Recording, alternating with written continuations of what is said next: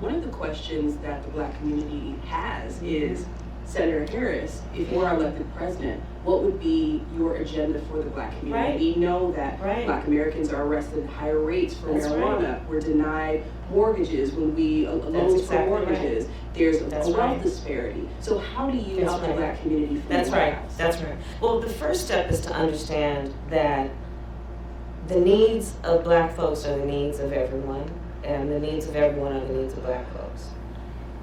It is also equally important to understand that this is a country that had over 200 years of slavery, had Jim Crow, had legalized segregation and discrimination, and now de facto segregation and discrimination.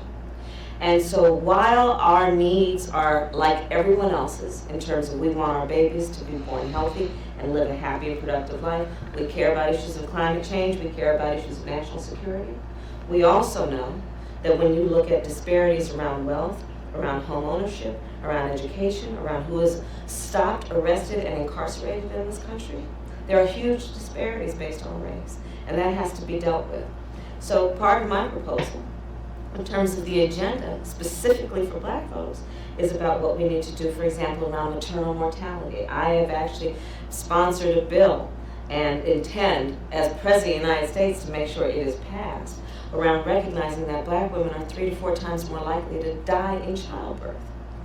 And when you study the issue, you know that it is not about the education level of somebody, it is not about their socioeconomic level, it is literally about their race.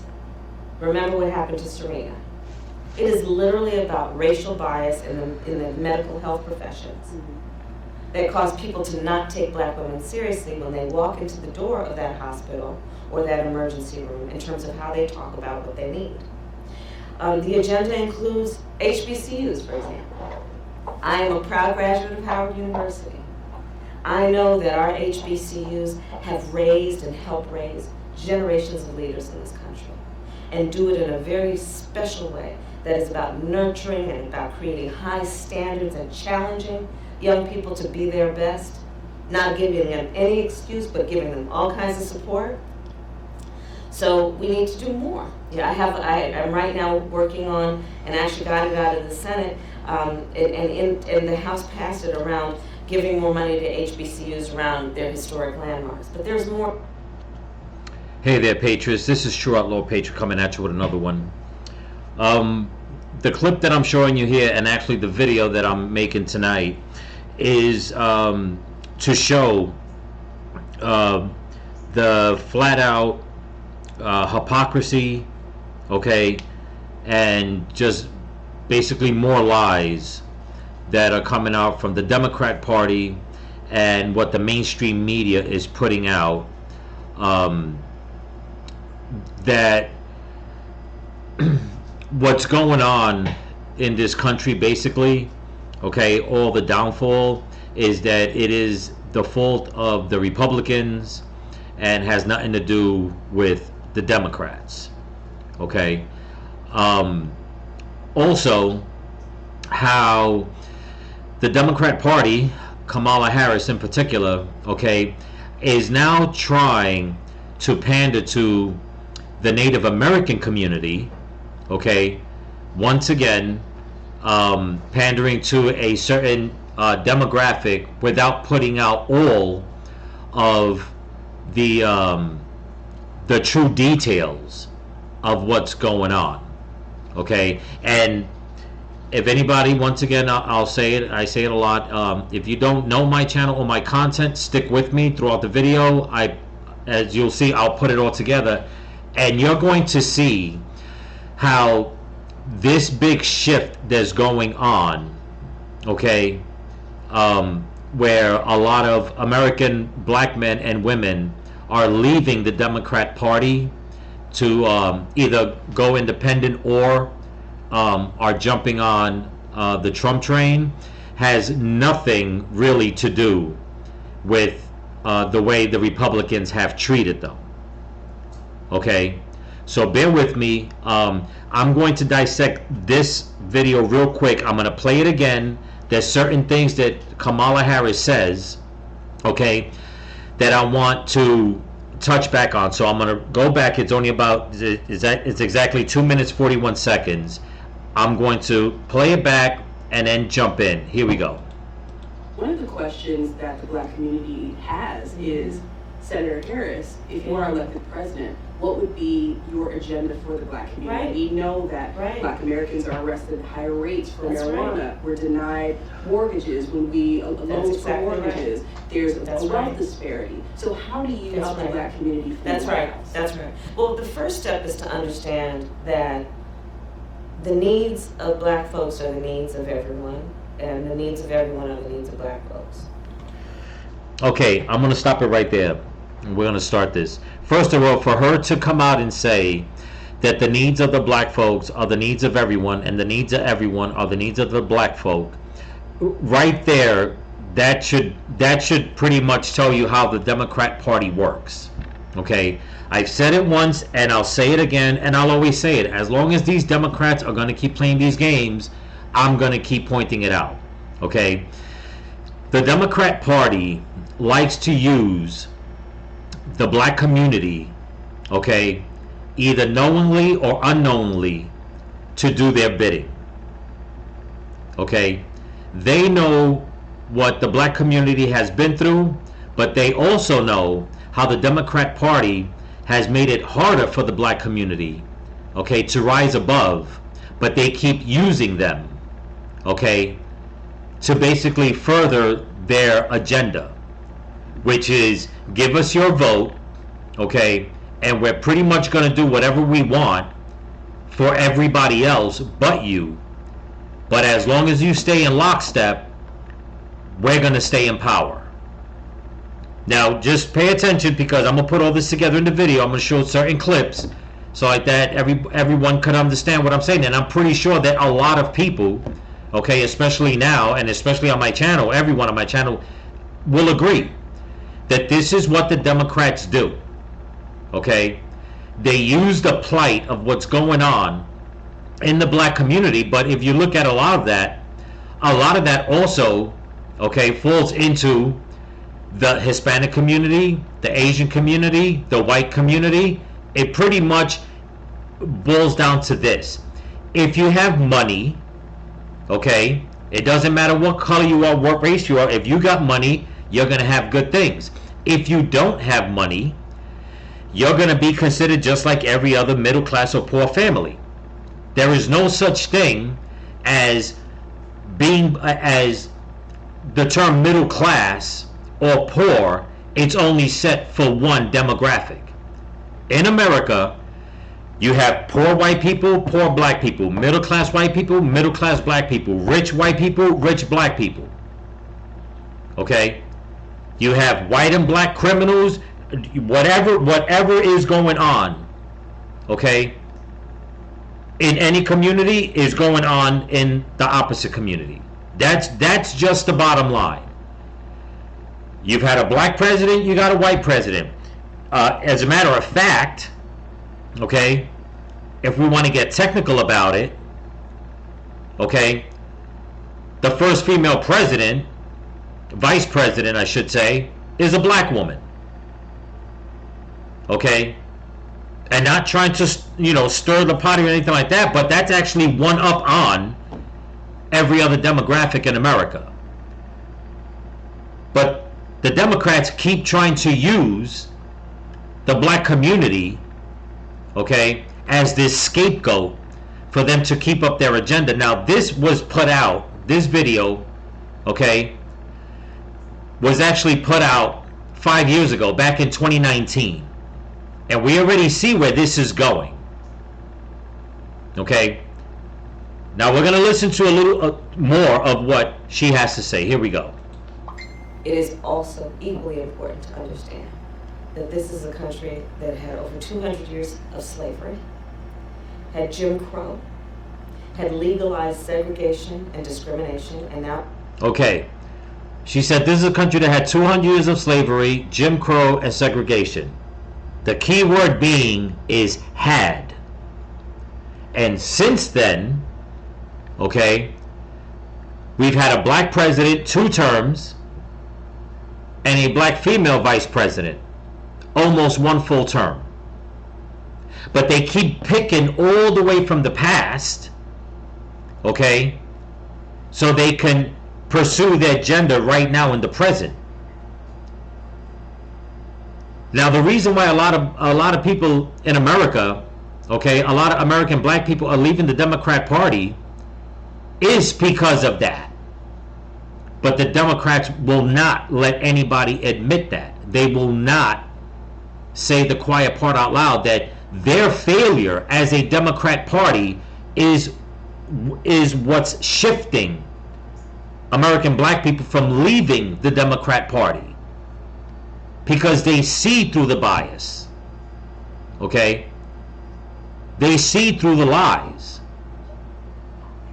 Now she's going to come out and say what she would do as president. This was her being interviewed because she was a 2020 nominee for president. But here's the thing. She didn't become president, we all know. Biden chose her as his vice president after she basically shamed him on national TV. We all know that. So she's going to come out and say what she's going to do as president. This was 5 years ago. But my thing is this. As vice president, why didn't you and Joe do it? Think about that, people. Let's continue. Now, de facto segregation and discrimination. And so while our needs are like everyone else's in terms of we want our babies to be born healthy and live a happy and productive life, we care about issues of climate change, we care about issues of national security. Okay. I'm not even going to speak on the climate change because we all know that it's bullshit. But she's talking about national security. Remember, I'm going to keep repeating it throughout the video, throughout this segment of the video. This was 5 years ago. She became vice president. She was put in charge of the border. She's talking about here about national security. What has she done? But leave the border wide open. Okay? We all know this. More and more black people are saying it. Even black people on the left are saying it. But yet, this is what she ran on 5 years ago to become president.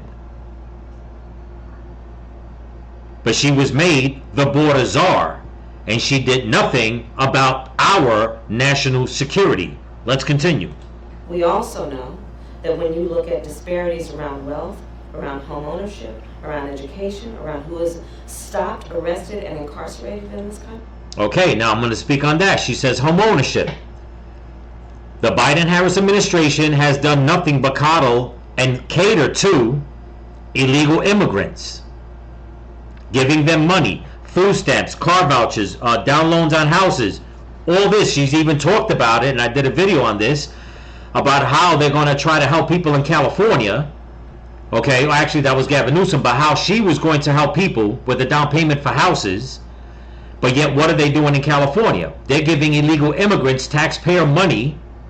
And in case anybody forgot, there are plenty of black people in California that pay taxes to buy houses. So that about how home ownership out the door. Remember, this was 5 years ago. Okay? She's talking about being incarcerated. How many illegal immigrants have been committing crimes since she has been vice president that have been let out into the street, no cash bail? How many criminals throughout the United States, American born, have been let out by all these woke district attorneys and all these woke blue states? Why? You care so much about people being incarcerated, people in the black community being incarcerated, but you're still letting out criminals. Okay? Let's continue. Country. There are huge disparities based on race, and that has to be dealt with. So part of my proposal, in terms of the agenda, specifically for black folks, is about what we need to do, for example, around maternal mortality. I have actually sponsored a bill and intend, as President of the United States, to make sure it is passed, around recognizing that black women are 3 to 4 times more likely to die in childbirth. Okay, now I'm going to jump on this, because this is totally hypocritical of her. Okay? Where she got these numbers from, I don't know. Okay? In fact, every black girl I know that, you know, that got married and had children, I mean, if I really have to think about it, not that I can think of anything offhand, but I never heard of one of them saying that they had a troubled pregnancy where they nearly died giving birth. Okay? What I find really ironic, though, is that this is the same woman that wants to talk about this, but yet, during the DNC convention that happened in Chicago a few months back, if anybody remembers, because I did a video on that also, she let Planned Parenthood bring a, what? That's right, an abortion bus in front of the DNC convention in Chicago.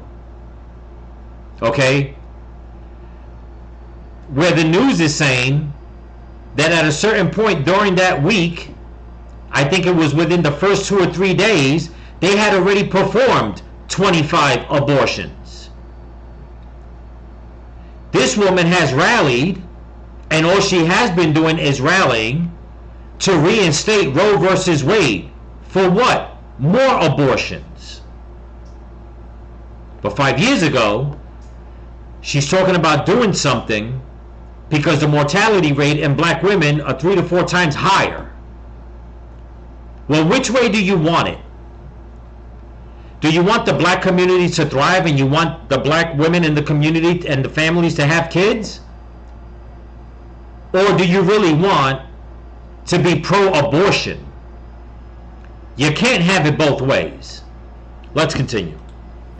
And when you study the issue, you know that it is not about the education level of somebody, it is not about their socioeconomic level, it is literally about their race. Remember what happened to Serena. Okay, now she's going to say that's because it's about their race. What are you talking about? What exactly do you mean by that? Okay? I'm not understanding this woman's word salad about that has to do with women's race. As a matter of fact, the woman's name that lost her life, that she's been touting out there because of the abortion pill that she took, supposedly the father is coming out saying that he does not want Kamala Harris using his daughter's name anymore. Okay, for her propaganda. She keeps talking about that they need to reinstate abortion nationwide because that woman, had she been able to get an abortion in the state that she was in, she would have never died.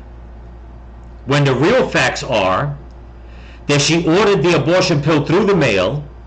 Okay, now this was a woman that already had 3 or 4 kids, I believe, or 2 or 3 kids, okay, married. For whatever reason, she decided not to keep that baby. She went and ordered this pill online. Supposedly, she had health complications where she probably should have never taken that pill. But here she goes, back then in 2019, using another woman's name to further her agenda. So she's using a woman's name to further the agenda of helping black women having babies because of what's going on with black women when they're pregnant. But fast forward to now, she's pushing the agenda for abortion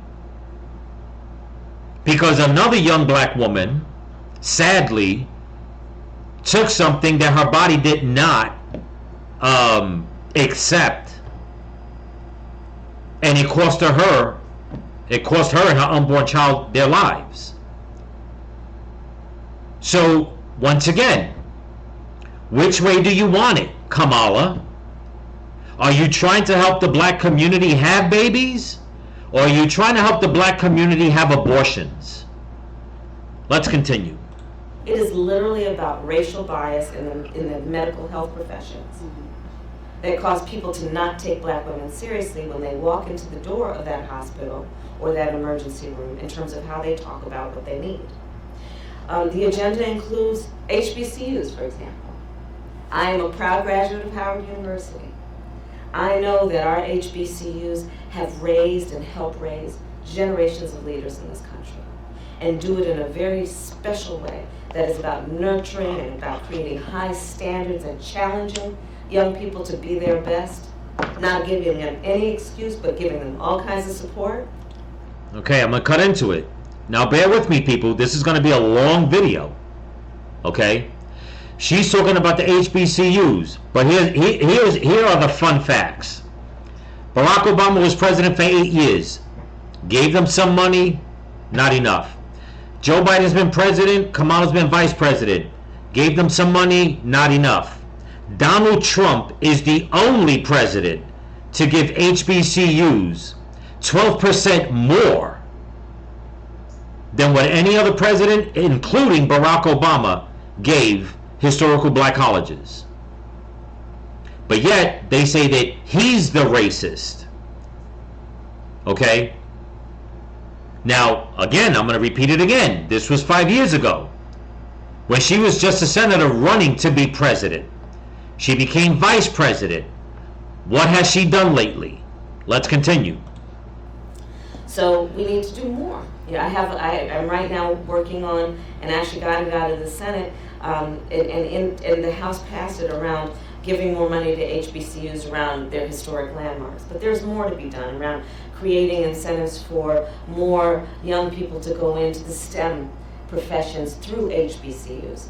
There is what we need to do around the point that you're raising about the economic disparities. I have a proposal that will be my first order of business when elected president, that is about lifting up middle-class working families. And what I'm proposing specifically is that families that are making $100,000 or less would get a tax credit, that they would receive it up to $500 a month. Okay, now I'm going to have to jump in on this too. This is something that she said that she would do for middle-class families if she became president. She became vice president. What has she done for the middle class? She has destroyed the middle class along with Joe Biden, her overlord. How? Okay. She was in charge of the border. They left the border wide open. Illegals have come in by the millions. They have taken more taxpayer money and helped them than they have the middle class people like us, because we don't get free car vouchers, free room and board, money towards housing, spending more of our money instead of spending more of our money on our children, our tax money on our children into the public school system. No, they took tons of that money and put it so they can help out the children of illegal migrants in the school system. So how can this woman say this back then, fast forward a year, becomes vice president, and not one time did she run on any of the policies, well, I should say, did she pass any of the policies that she ran on when she said she was going to do it if and when she became president? Fast forward now 4 years, almost 5 years, and it's still not done. But her tone has changed a little more different, because now she's basically trying to say the same thing now, but she's including one demographic, and that is the millions of illegals that have come into this country. And people wonder why she's tanking in the polls. Okay? People wonder why people from the American black community in America are leaving the Democrat Party and don't want to support her. Let's continue. This proposal, economists across the board have said, would be the most significant middle-class tax cut for American families and generations, and it would lift up 60% of black families out of poverty. So it does touch black families. Oh, even absolutely, though we're talking directly, about the middle class. directly. Because when you look at the proportionality of where black families are, you see it in terms of housing. Yeah, you see it in terms of housing. Okay? But yet in Springfield, Ohio, they just imported what, 20,000 Haitians into a small town in Springfield, Ohio? Basically, nearly, what Springfield, Ohio have, 25,000 people born and raised there? They just imported 20,000. So now the people in Springfield, Ohio are competing with 20,000 illegal immigrants for jobs, for their taxpayer money going back into their community. We're not even going to talk about Chicago, Colorado, California. We're not going to talk about those places. New York, Pennsylvania. We're not going to talk about those places. We're just going to use Springfield, Ohio. So she's talking about giving tax breaks that will lift up 60% of the black community, but yet you're destroying a community in Springfield, Ohio that is mixed already. Okay? How is that lifting up the middle class when you just dumped on them, okay, nearly the same equivalent of residents that have no jobs, nowhere to live, but you're giving them money, you're giving them vouchers, you're giving them food stamps? You didn't do that for the people in Springfield, Ohio, who were doing fine with what they had.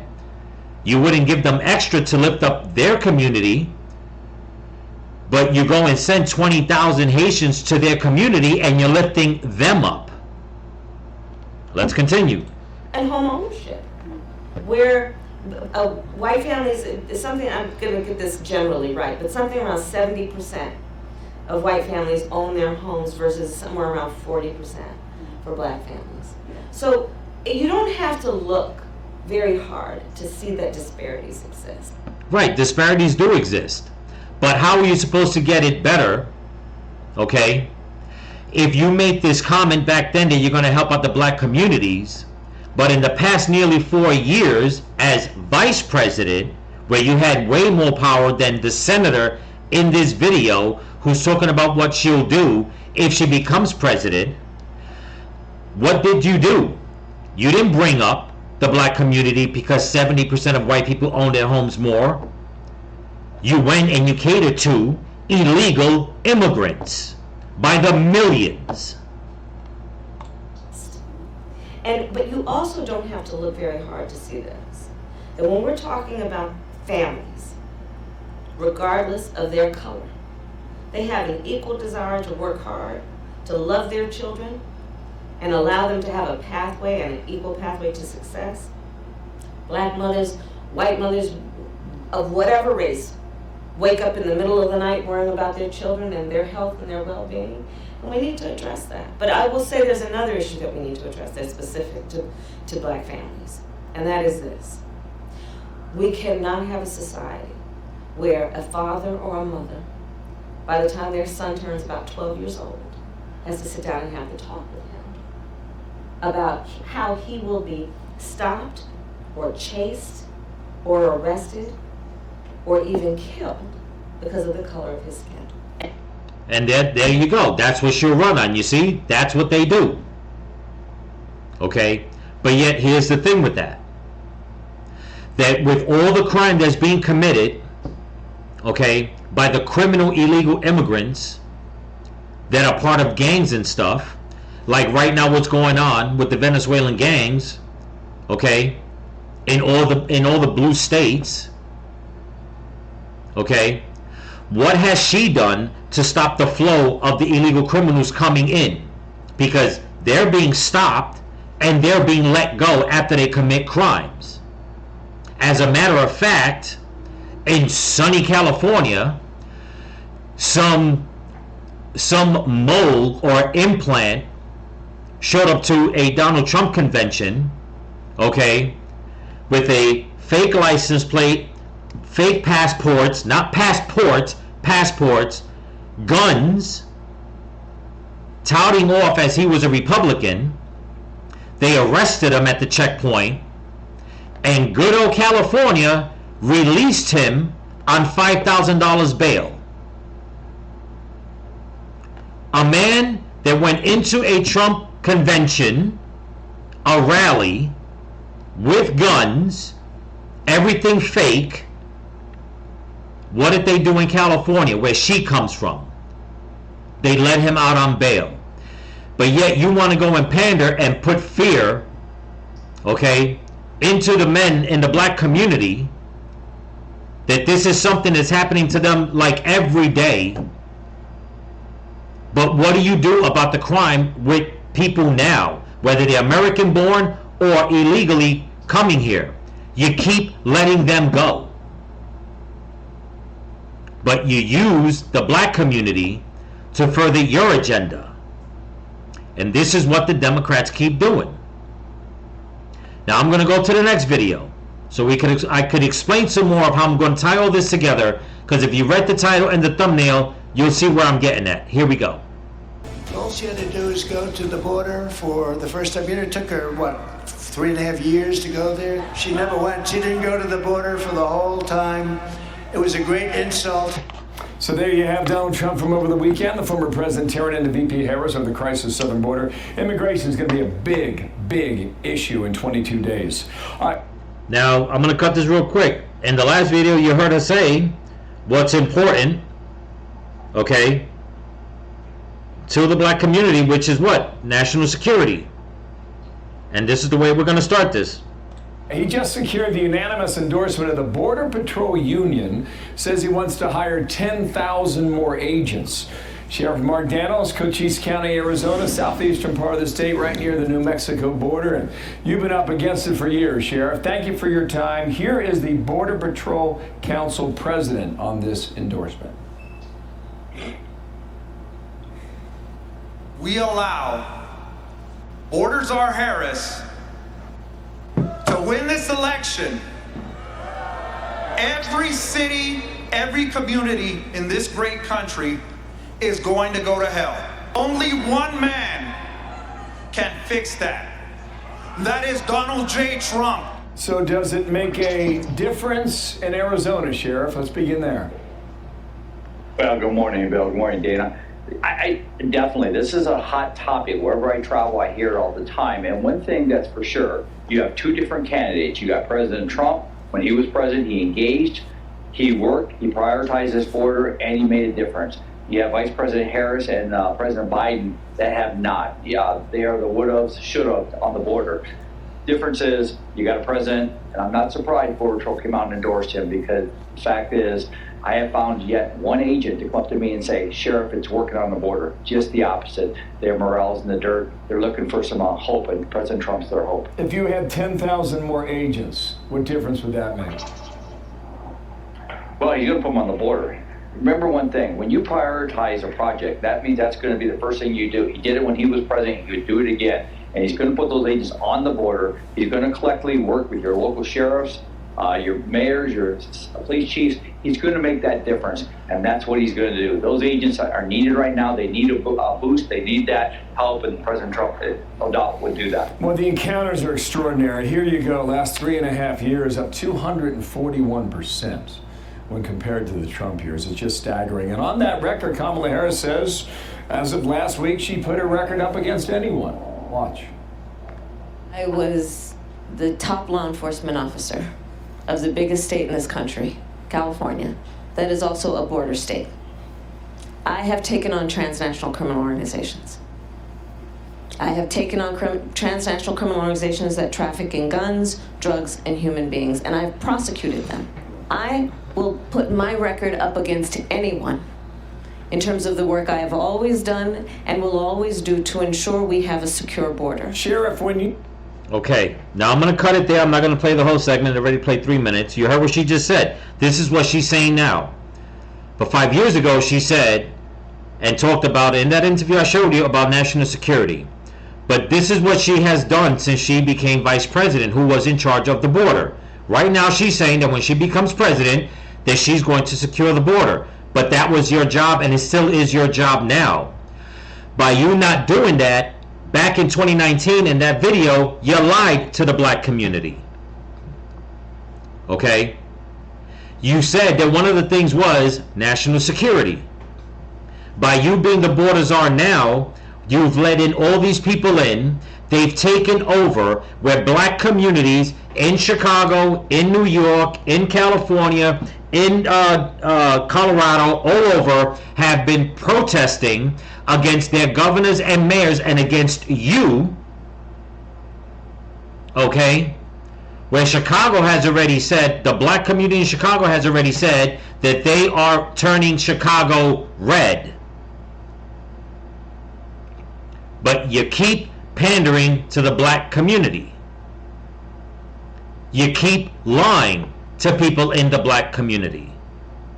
But that's okay, because I got more to show you. Okay, so I hope everybody's still with me. But before I continue my what I'm saying, I just want to thank all my new subscribers and all my subscribers here on YouTube and on Rumble. So don't forget to comment, like, share, subscribe, and pass the channel around. If you can help support the channel, there's a link in my description to my Cash App and my merch store. And also I'll be leaving a link to Loza Alexander's Gifts and Go campaign in the description if you guys can help them, and or leave words of encouragement and prayer. Okay? Also, the hurricanes, the aftermath of the hurricanes are not over, so try to find a way, if you can, to help out the people in North Carolina, okay, in Florida. Find a reputable way, if you can, either through family or friends, people that you trust, because I didn't make a video on them today. I'm going to try to make one tomorrow or the next day, but more news is coming out, and I'm just going to throw this out there, that there in fact are roadblocks in North Carolina, and people are being turned away from bringing supplies. But that's a whole other story. At the moment, we'll get to that. You know, like I said, I'm going to try to get to it tomorrow or the next day. But we're going to stick to this topic. So, you heard what the Border Patrol agent said. Kamala Harris is saying that her and Biden are fully endorsed by the Border Patrol Union. Meanwhile, you just heard it right here. With Trump on stage, with the Border Patrol Union, they're saying unanimously, no, we are in favor of Donald Trump. Once again, she's lying. Once again, this is affecting America as a whole and also the black community. But she ran on this token back in 2019 that when she became president, she was going to fix it. That she was going to put national security down. Okay? She became vice president, in charge of the border, did nothing. Now, she's running for president. The presidency, the election is less than a month away, and she's running on the same thing again. I'm going to do this as president. I'm going to do this. But you have the power now as vice president. You have the black community in all these states protesting for you to do something about it. And neither her, Brandon Johnson, Eric Adams, Gavin Newsom, you name it, you call them out, not one of them is doing anything to help uplift the American citizen and the black community that they keep using, okay, so they can retain power. Let's get to the next video. Here we go. Okay, I want to play this short clip. It's pertaining to the same topic, okay, of how Democrats use people and use their shills to try to pander to the black community. It's a short clip, but I'm only going to play it because in the message, in the comment section, someone left a comment that I want to read after you hear this. This was Donald Trump. If anybody remembers this, this was when he was at the black conservative fundraiser, okay? And he made a joke that everybody on the left went crazy, but it's funny how they went crazy, but people in the crowd during the conference actually laughed, okay? Listen to this. Pastor Mark Burns. Mark, where are you? Where's Mark Burns? He's a great guy. Good. These lights are so bright in my eyes that I can't see too many people out there. But I can only see the black ones. I can't see any white ones. You see? That's how far I've come. That's how far I've come. That's a long way, isn't it? We've all seen the mugshot. And okay, now I'll play that. Everybody went crazy over that. He's a racist for saying that, this, and that. Where people in the black community thought it was funny. I thought it was funny. Tons of people thought it was funny. Okay, but the reason why I play that is because as I'm looking through the comments, I noticed there's one comment down here. Okay, and this is by Courtney. Now listen to the way. Okay, and if you look at the picture, white liberal woman. And if anybody knows me, I'm not racist. You know, I even hate using these terms like minority and, you know, white this or black that, whatever. But, I mean, I guess this is where we're at. I just think that there are two kinds of people. It doesn't matter if you're black or white, purple, green, good and bad. Plain and simple. Okay? But she comes out and says, okay, the demographic of the judges, and how she put all this together, I have no idea. But she says the demographic of the judges are telling Trump, Trump has appointed the most appeals court judges since President Jimmy Carter. Not one of them is black, with a strongly conservative set of judges. Many of them will affect judicial outcomes for at least the next generation on topics of critical importance to black Americans, including policing, sentencing, sentencing, voting, healthcare, and racial equity. Oh boy. To highlight the impact of these judges, a recent panel, all appointed by Trump, blocked a lower court ruling and is allowing Texas Governor Greg Abbott to only have one mail-in ballot drop-off box in each county in the state. If Trump was doing more for black people, he would do all he could. Now this is where, now you already heard all that, you already know that she's pandering. This is where they use people, and this is the mindset of people, that they are being controlled and ruled by this brainwashing of the Democrat Party. She goes on to say, okay, if Trump was doing more for black people, he would do all he could to ensure they have equitable access to vote. I've never met a black person that couldn't vote. What equitable access to vote, what's she saying by that? I have no idea. Voting rights is a cornerstone civil right. I've never met a black person that said they weren't allowed to vote. So here we go with them just pushing this, and here we are in 2024, and they make it seem as if black people are being beaten off the damn voting line so they don't vote. Okay? It's despicable. It says a cornerstone civil right that black communities fought to secure. Okay? There are millions of black people who recall not being able to vote. I've never heard of those statistics. In fact, I've never heard of one black person that said that they were stopped from voting. Not being able to vote could be a broad spectrum. I wasn't able to leave work. I didn't get there on time. Traffic, whatever the case is, my car broke down. I got there too late. Whatever the case is. But being told, no, you can't vote because you're black, I don't see how these people can keep pushing this narrative. Okay, it gets better. Right here where it says millions of black people who recall not being able to vote. Black people's right to vote has not been protected, and many will be potentially exposed to COVID-19 because of their distrust in the mail-in ballot process.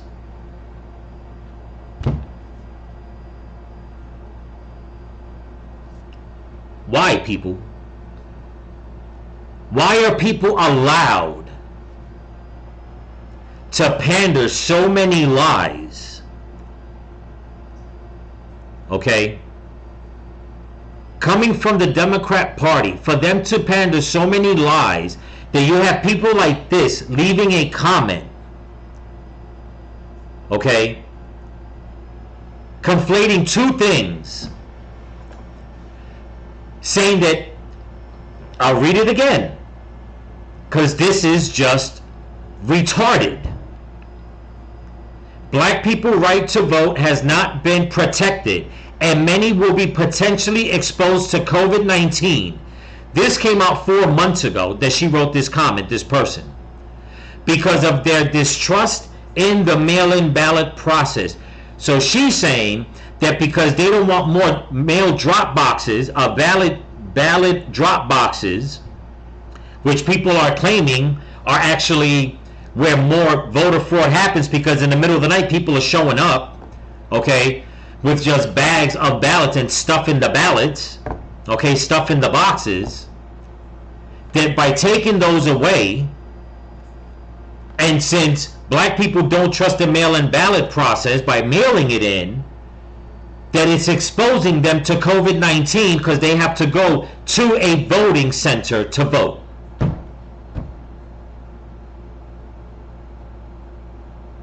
Oh man. Think about that, people. Let's continue. Here we go. Okay. This next video I'm going to show, in case nobody has seen it, if you have, then you already know. This was Barack Obama, okay, talking to a group of black people, okay, excuse me, and the pandering that he's putting while bad-mouthing Trump, and basically scolding him, okay. Now, I made a video about this last night, got some good reviews on it. Hopefully this video will be my breakout video where I'll get 100,000 views or something like that. That'd be great. But I want you guys to listen to this, okay? And like I said, anybody that knows my content, I'm going to tie all this together so everybody can see that, you know what the Democrats are doing, what they have been doing, has been their own demise. This is why they're losing. Even though they're still lying, saying that, oh no, we're way ahead of Trump, people hate Trump, he's a racist, they're actually losing. And if you stick with me to the video, you'll see what I'm talking about. But let's listen to what Obama has to say.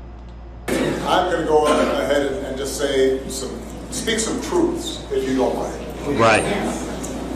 Because my understanding, based on reports I'm getting from campaigns and communities, is that we have not yet seen the same kinds of energy and turnout in all quarters of our neighborhoods and communities as we saw when I was running. Now, I also want to say that that seems to be more pronounced with the brothers. With the brothers, yeah, so okay. if you don't mind, just for a second, I'm going to speak to y'all directly and say that when you have a choice that is this. You know what I hate about this? I'm going to cut him real quick. Number one, he's over here talking, he's dressed up. I mean, the suit's got to be worth damn near $10,000 what he's wearing.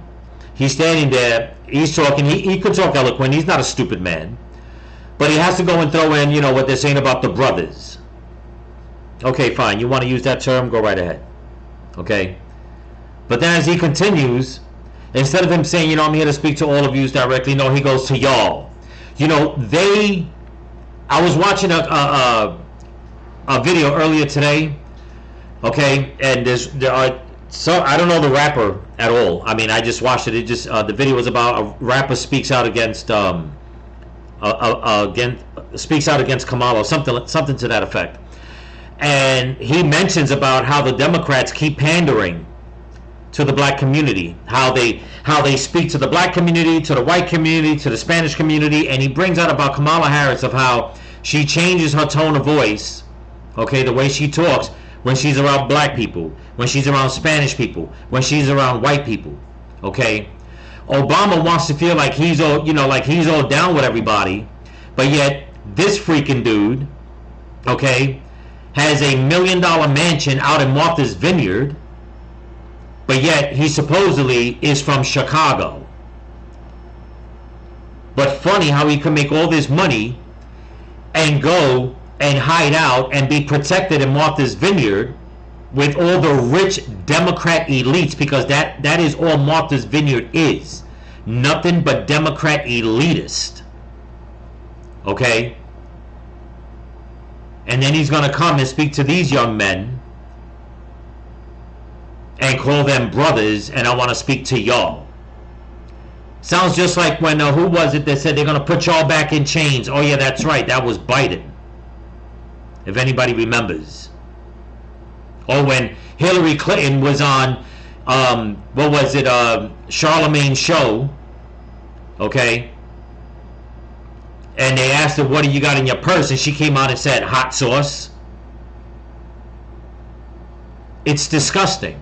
Or when Kamala came out and said that she makes so much good, so her collard greens are so good that one year so many people asked her to make the collard greens for them that she filled up her whole bathtub with collard greens, as if that's supposed to sound appealing. You made everybody's collard greens in the bathtub where you wash your ass. Perfect. What a way to get a hold of the black community. Just what they want to eat. I have to laugh. I could make a million jokes about that, but I don't. I'm sorry. Oh man. If anybody's watching this video when I drop it and you're eating, I'm not trying to make you upchuck your food, but man, when she came on and said that, why the memes are not rampant on the internet, I have no idea. But oh man. Woo, this is crazy. Let's continue. It's clear. When on the one hand you have somebody who grew up like you, knows you, went to college with you. He says with somebody that grew up like you. First of all, her parents, okay, moved to California at a young age and had already got into the circle of elitist. Kamala doesn't know a damn thing about what it is to live in the ghetto. Just a little FYI. Understands the struggles. No, she don't. Pain. No, she don't. Joy. No, she don't. From those experiences. No, she don't. Who's had to work harder. No, they didn't. Do more. No, they didn't. You know, he says her parents had to work harder and do more. If anybody goes and looks at the history of Kamala's mom, specifically, that woman went straight into a socialist environment when she came to America. Straight to California, straight into a socialist movement. There is a video out there, and I did download it, but for sake of time, I didn't have time to grab it to throw into this, all right, to put into this segment. But there is a video of Kamala when she was, I believe, 29, or whatever the case is. She is with Willie Brown, okay, and I believe that like it's a nightclub setting, okay, and some woman or their reporters, one of them asked her, "Are you his daughter?" And Kamala looked at her in disgust, okay, and was like, "No." So don't come out and say that she knows what it is, okay, to be like the poor people in Chicago, okay? Because what Kamala was a one-off of immigrants coming here and letting their daughter, okay, shack up with a married man in his 50s, or whatever he was at the time, okay, who pushed her through to get the jobs that she had in public service in California, and just floated her way through all the way right now to the White House. So that woman doesn't know anything about struggling, and neither do her parents. And overcome and achieves the second highest office in the land, and is putting forward concrete proposals to directly address the things that are vital in our neighborhoods and our communities, from housing to making sure that our mothers and our fathers and our grandparents can afford medicine. Okay, he's bringing that up now. Here we are in 2024, bringing up the same talking points that she brought up in 2019. Housing, making things affordable. That's what she was a senator saying, that if she becomes president, that's what she's going to do. But he just said that she has the second highest authority in the land, vice president. And Joe Biden ran on those same things. What have they both done together in tandem? Okay, running Washington, running this country for the black community in the past 3.5 years? Nothing. But they're going to run on those same talking points, again, using this shill to pander the same talking points that if she becomes president, you need to vote for her. So when she becomes president, she can do these things. She could have been doing them.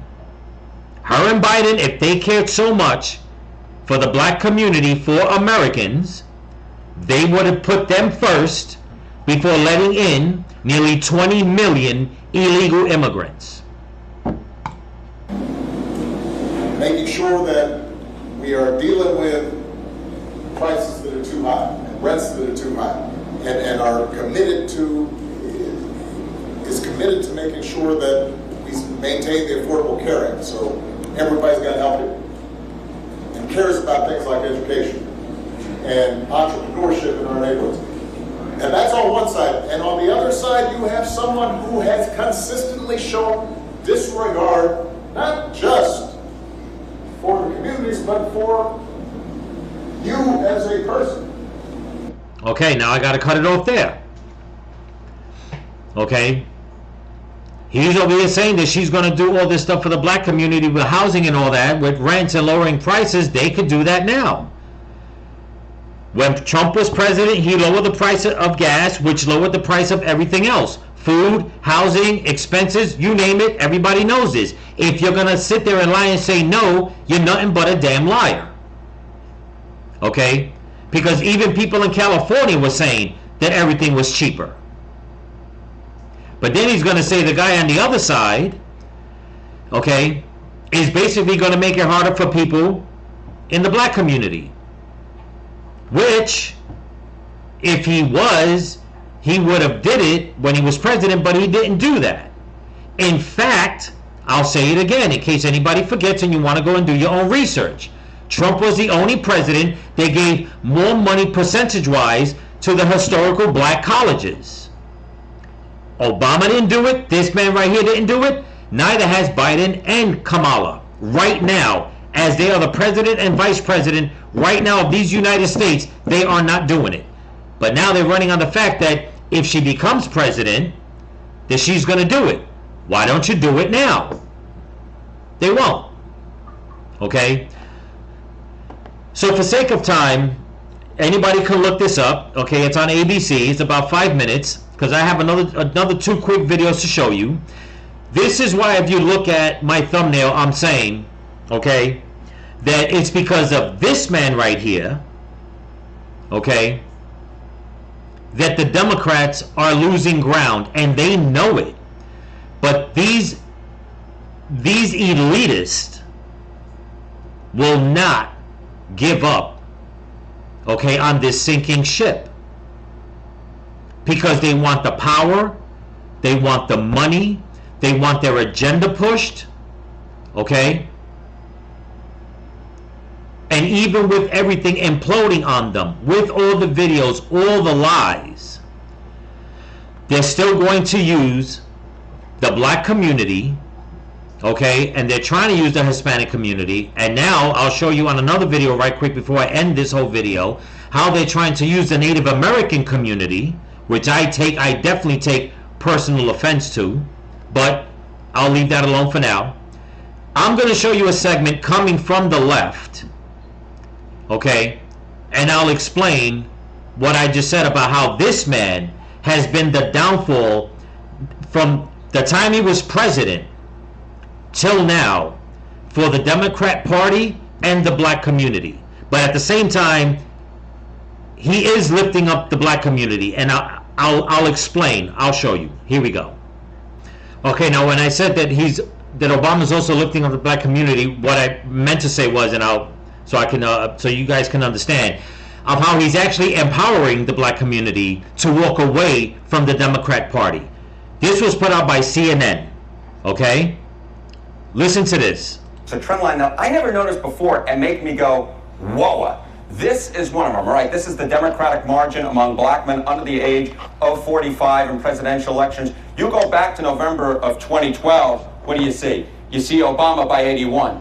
Clinton only won him by 63. Then we're all the way down to Biden last time around by 53. A tremendous drop already. And then you take a look at the average of the most recent polls, and Kamala Harris is up by only 41 points. Okay, I'm going to play the rest because it ain't that long, but do you see how it started? This was Obama's second term.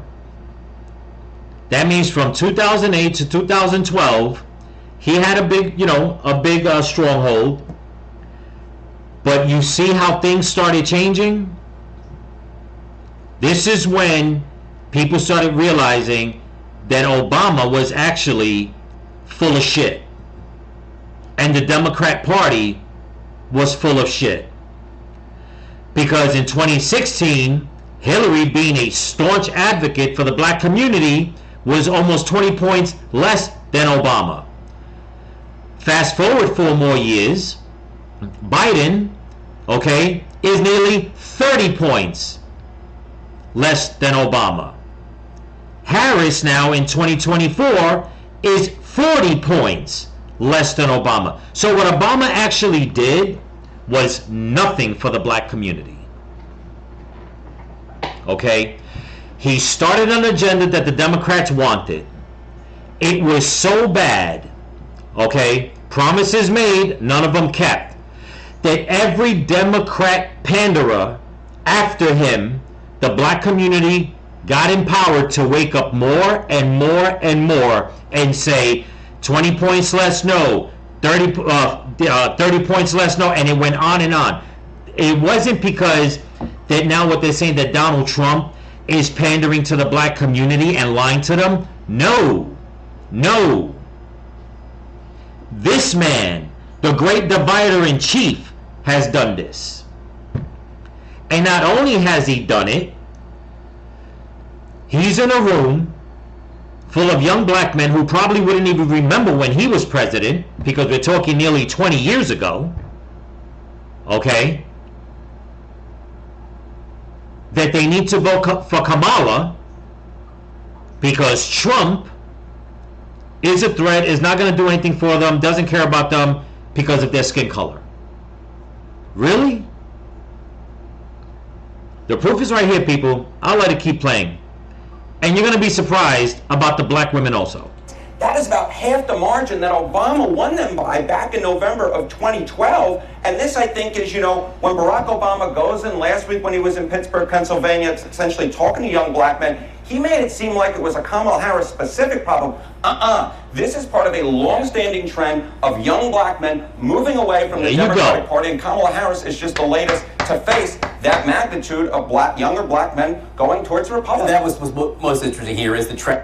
So kudos to you, Barack Hussein Obama. Thank you. Because what you basically did was open up the eyes to many people in the black community to see that the Democrat Party, okay, does not care about America, the black community, Latino community, the illegal immigrants. You don't care. You did this. You used everybody to go into power, and now you people are falling apart. And I, for one, am very happy. And where some of the biggest drops happen or already happen in this case. How about black men overall? How about black men overall? It's part of the same picture. We're looking once again, if younger black men, it looks like the worst Democratic. That demographic before was men between 18 and 44. This demographic is black men basically of all ages. And look at the drop. From 85% for Obama, down to 71% for another panderer, down to 69% to the next panderer, down to 54% to this panderer. And you want to blame it on Trump. You're saying that these people leaving, whether they become liberal or Republican, is exactly why? They're leaving the party to vote either against the party or to join another party. But that makes no sense if Trump and anybody outside the Democrat Party, whether they're liberal, independent, or not liberal, whether they're independent or Republican, that they're racist. How so? You would think that they would stay with the Democrat Party because everybody else is racist.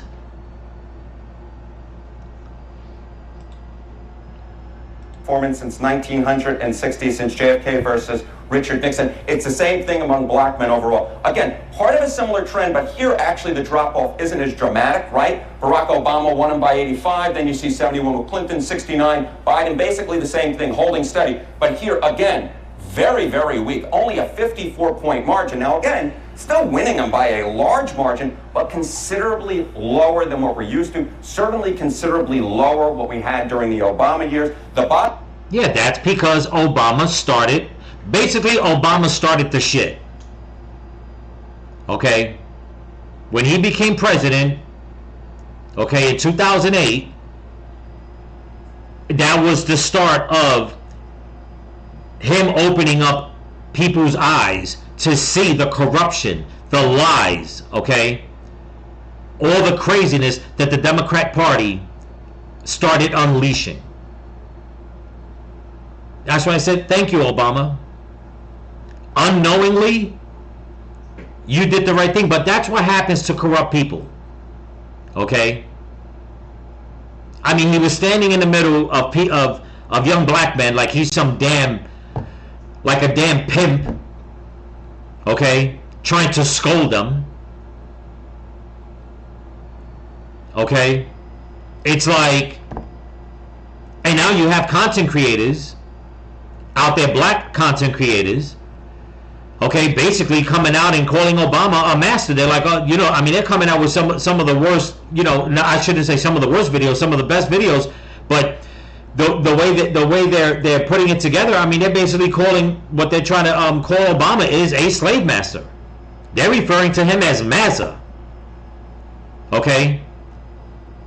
One woman content creator in particular, she was like, oh, excuse me, Mazza, I didn't know that we had to vote black because we are black. It's like, and this is where it started, but I am so glad. This is why I said that the Democrats eat themselves. They contradict themselves, they eat themselves. I know it's been frustrating, but they have basically been their own destruction, people. Okay?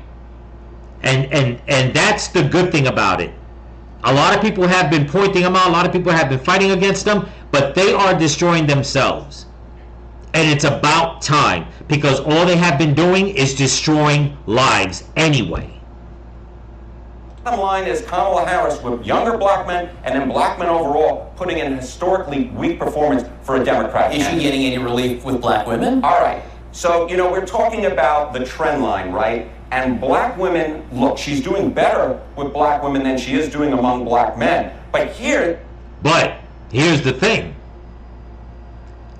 Obama had 93 points for the black vote for women.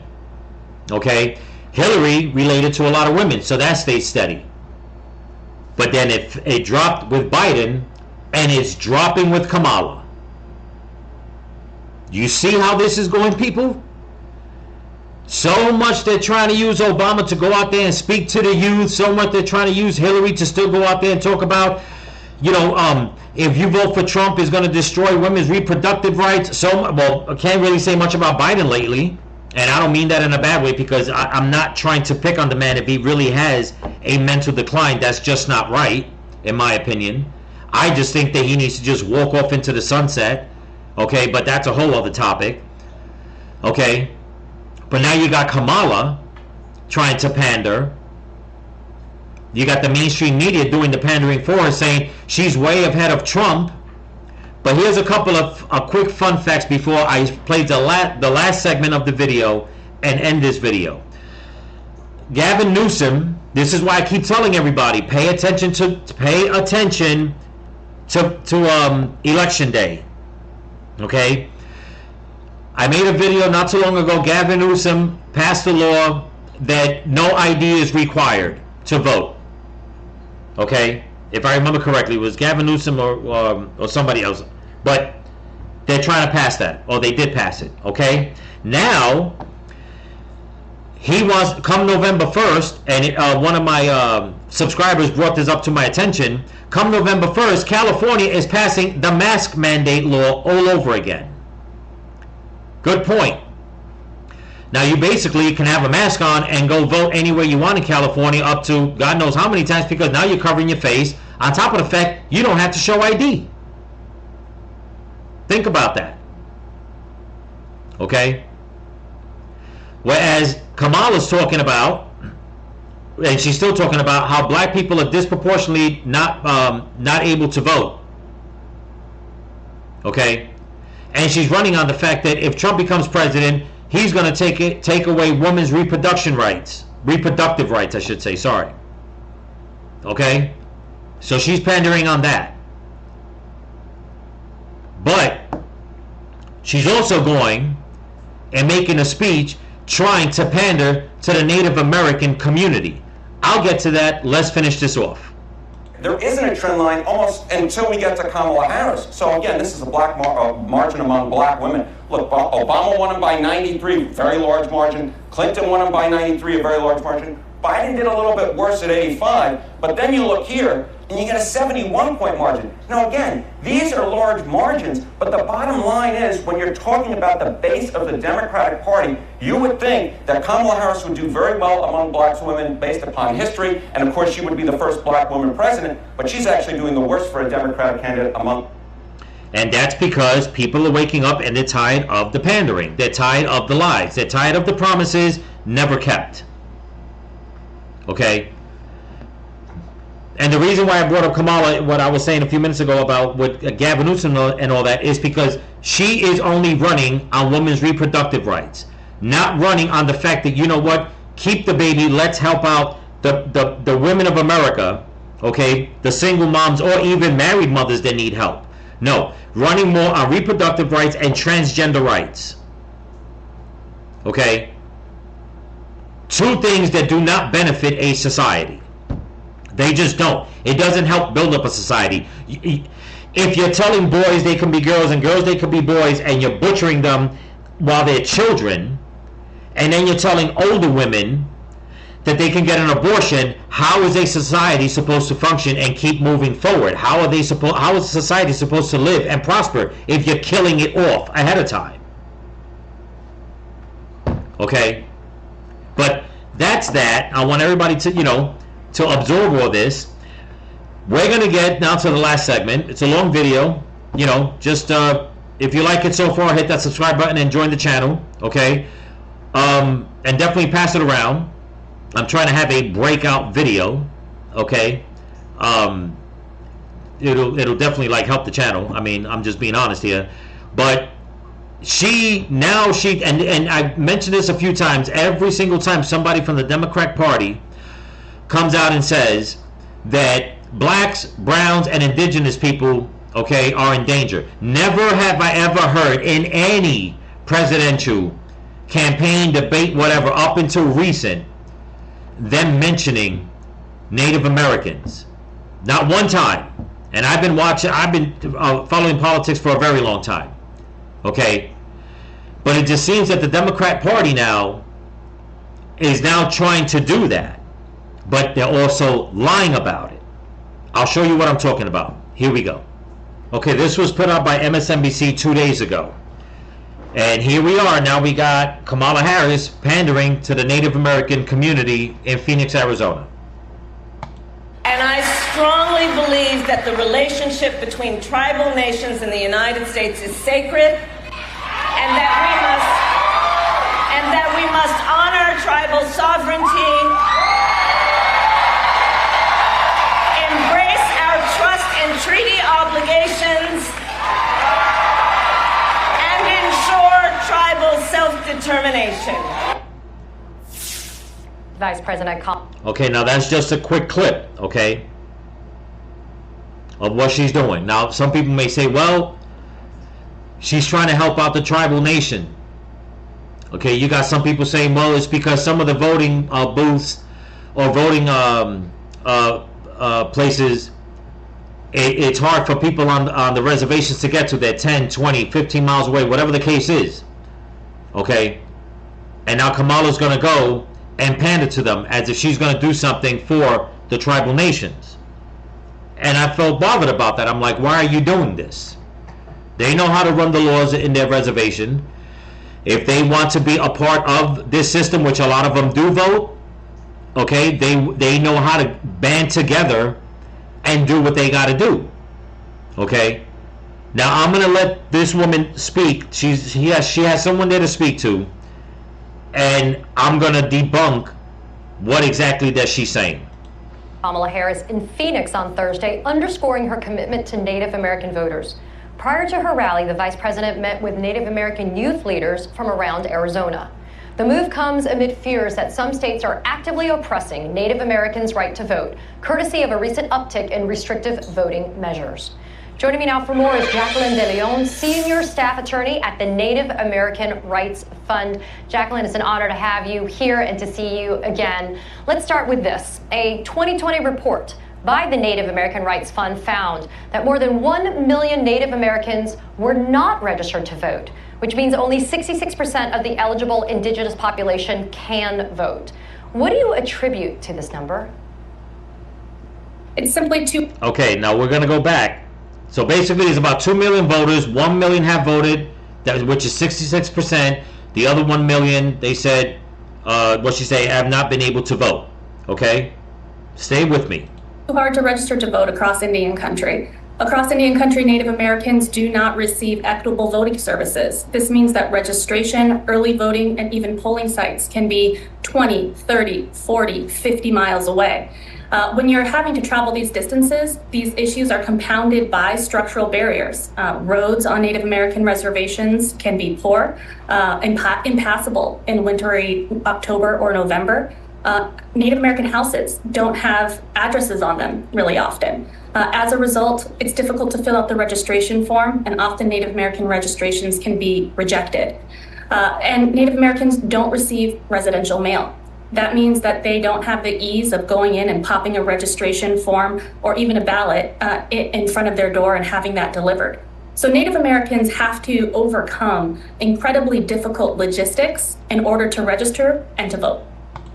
Okay, now I'm gonna stop it there. I'm gonna put my 2 cents into this.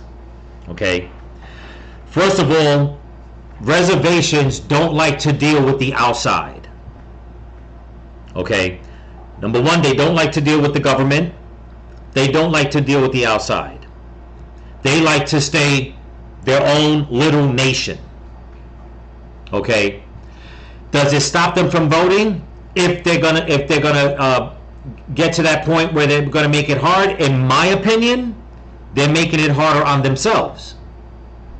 Okay, why don't they have addresses? Because I'm guessing that the address is the reservation. Okay, that's why they have their own police. They do things on their own. Okay, but then she's going to say because they have poor roads. Well, that's a poor excuse. Because if you can make it off the reservation to do any kind of business, go to work, you can get off the reservation to drive on that same poor road that's no good to a voting booth and go vote. Okay? But now they're going to start with the pandering. It's because of this. It's because of that. Just like Kathy Hochul in New York said that the majority of black kids don't even know what a computer is. You see what I'm saying? Or that the way the Democrats come out and say that not that many black people in America have valid ID. Really? Okay. So then I was like, you know what? Let me find out why, if it's even true. Okay, because I know some things, but not everything. I don't know all the ins and outs to the reservations. Every reservation works independently, works differently. Okay? I mean, I know personally the state that I'm at, the reservation that's here, I know people from there. Okay? One of my best friends, his family runs it.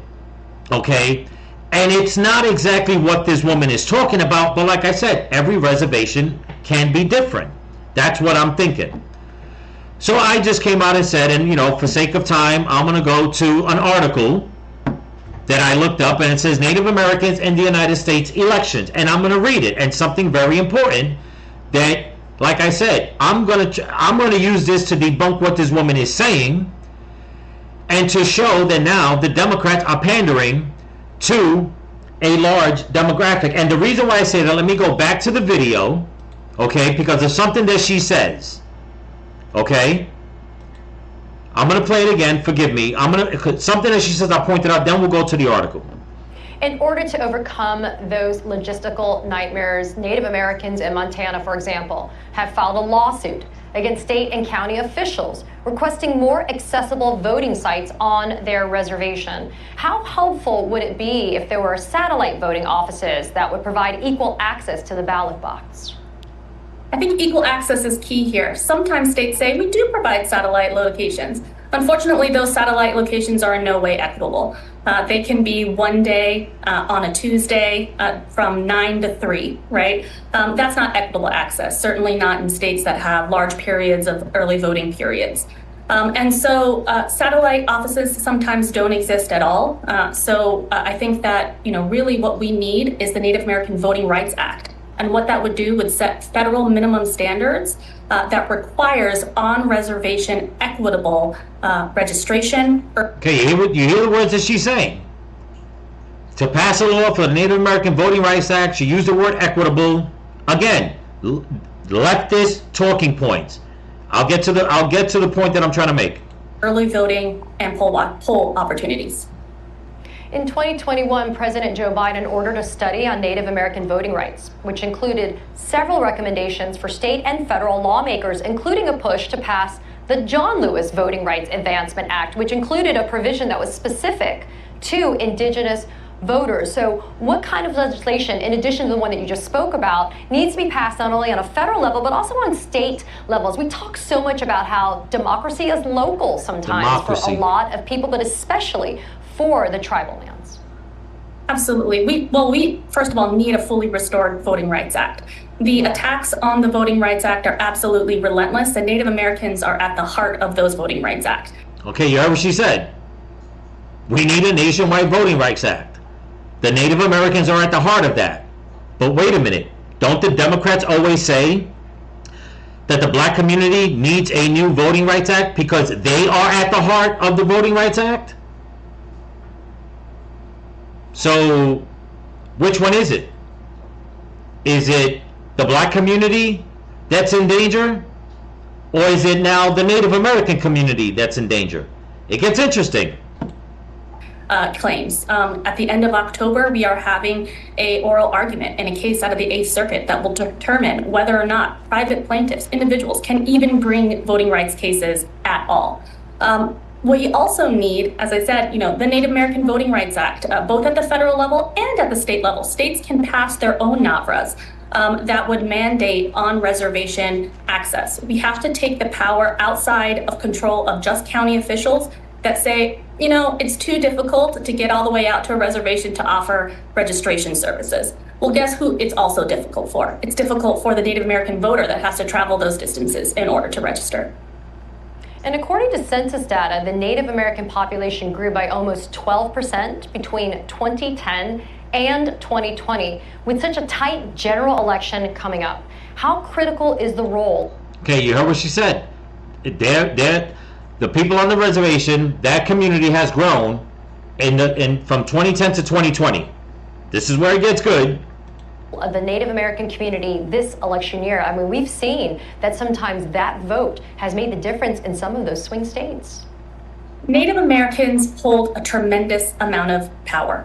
Eligible Native Americans are larger. The number of eligible Native Americans across the country are larger in states like Arizona, Wisconsin, Nevada, Michigan, Minnesota. Native Americans can swing the presidential election if they were given a fair opportunity. You see? Native Americans can swing the presidential election. They didn't give a shit about the Native Americans before all this information came out. Okay? Now we'll go to the article. You heard what she said. Her words, not mine. They can swing an election. And the Democrats know they can.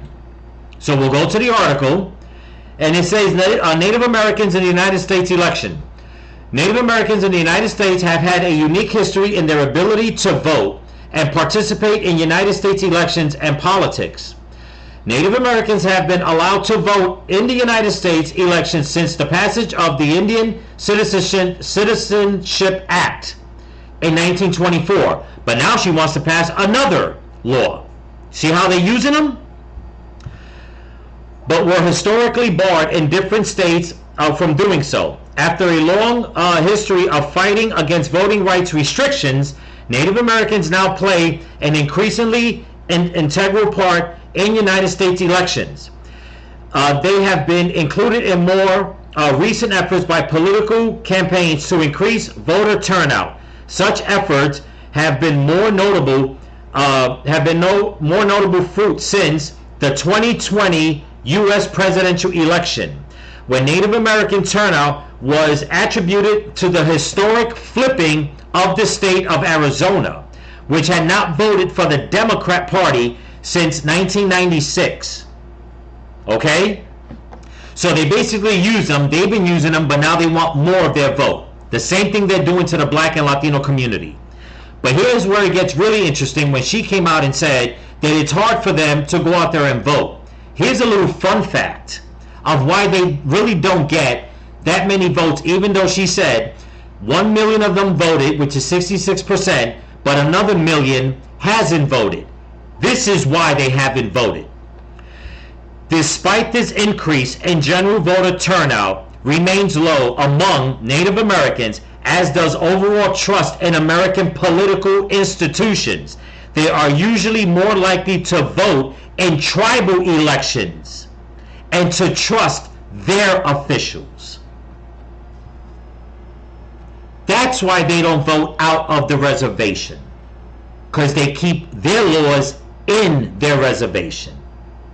They want nothing to do, okay, with American political institutions, meaning the government. But now you're going to have Kamala go and pander to all the young Native Americans, get them all riled up like Obama, the pimp that he is, trying to rile up all the young black men to vote for her. So as a Native American to this country and as an American first, okay, my advice to all you young Native Americans, stay the hell away from the Democrat Party, because they're going to use you the same way they're using, okay, the young black voters. As a matter of fact, there is a 50-50 argument about how many illegals are coming through the border, drug dealers, and setting up shops in certain reservations, and then there are people from other reservations counteracting that, saying no, it's not happening. But you have tribal elders in reservations saying yes, that is happening, and they're marrying into the reservations. Okay? You want to vote? Go right ahead. You want to vote Democrat? Go right ahead. But when the Democrats use you and spit you out the way they're doing, okay, to the black community, the Latino community, whatever community, they're going to do the same thing to you. And it started already. Because what that woman came out and said is totally different than what it says here on this article. Okay, and this is by, Wikipedia. And I dare anybody on the fucking left to say that Wikipedia is no good, because this is exactly one of the outlets that you use, okay, to get your point across.